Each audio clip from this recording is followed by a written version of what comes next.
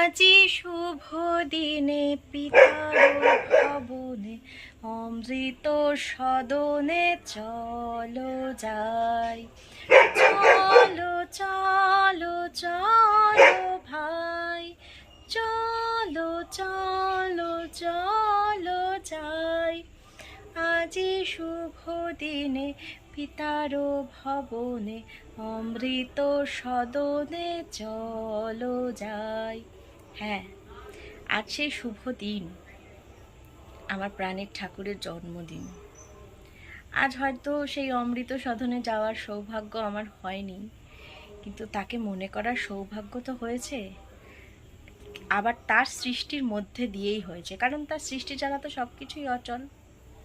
তার সৃষ্টির মধ্যে কৈশোরের প্রেম, বাৎসল্যের রস, বিরহের যন্ত্রণা, সব অনুভূতি, সব প্রশ্নের উত্তর, সবটাই আমরা খুঁজে পাই। তাহলে তাকে কি বলবো? এত সৃষ্টির যে স্রষ্টা, তাকে কি বলা যায়? প্রাণের ঠাকুরই তো বলা হয়।